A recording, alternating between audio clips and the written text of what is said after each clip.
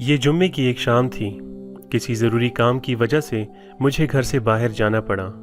गाड़ी का दरवाज़ा खोला और सीट पर बैठते ही इंजन स्टार्ट करने की कोशिश की, लेकिन इंजन काफ़ी दिनों बाद हरकत करने से कासिर था। खैर, मिन्नत समाजत के बाद जाने के लिए तैयार हो गई। इससे पहले कि हम आगे बढ़ें, हस्ब रिवायत हम आपको अपने चैनल पर खुशामदीद कहते हैं। अगर आप नए हैं तो हमारे चैनल को सब्सक्राइब करें और नीचे दिए गए बेल आइकन को प्रेस करें ताकि हर नई आने वाली वीडियो की नोटिफिकेशन आपको मिलती रहे। मैं हूं फाइक खालिद और आप देख रहे हैं FK डायरीज। मैं जो ही सड़क पर निकला तो क्या देखता हूं कि वो सड़क जिस पर भीड़ की वजह बग़ैर हॉर्न के आगे जाना महाल था, ये देखकर मेरी परेशानी और बढ़ गई कि सड़क वीरान मंजर पेश कर रही थी। चूँकि मेरे लिए मंजिल मकसूद पर पहुंचना ज़रूरी था, लिहाजा शिकस्ता दिल के साथ सफ़र जारी रखा।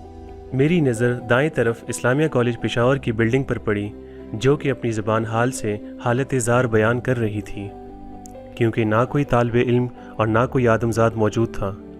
वीरानी ही वीरानी छाई हुई थी। सड़क की दूसरी जानिब जहाँ हर वक्त दुम्बों और बकरियों के भुनने की खुशबू आती थी और पार्किंग के लिए जगह तक नहीं मिलती थी, वहाँ गंदगी के ढेर और बिल्डिंग्स के शीशों को गर्द ने छुपा रखा था। आगे बढ़ा तो बड़े बड़े ब्रांड्स के लिए मखसूस प्लाजों को खौफ और दहशत की वजह से मातम करते देखा। पीछे मुड़कर देखा तो एक अनजानी खौफ ने मुझे भागने पर मजबूर किया। थोड़ा आगे चला तो एक चार दीवारी के अंदर जहाँ दुनिया की दबंग और कदावर शख्सियात को जो मनोढेर मिट्टी के नीचे दबे थे, फातिहा के लिए हाथ उठाए।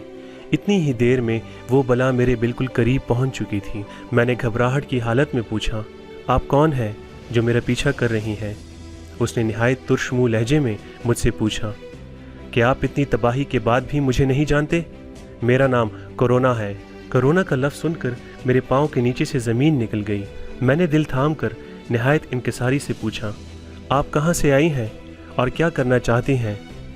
उसने बताया कि मुझे रब्बुल इज़्ज़त ने भेजा है और आपके बदामालियों की वजह से मुझे जो हुक्म मिला है वो पूरा कर रही हूँ, क्योंकि इंसानियत इतनी गिर चुकी है कि इस कौम ने कौम लूत, कौम हाद, कौम समूद और कौम शुएब अलैहिस्सलाम को बहुत पीछे छोड़ा है और रब्बुल इज़्ज़त के सब्र का पैमाना लबरेज हो चुका है।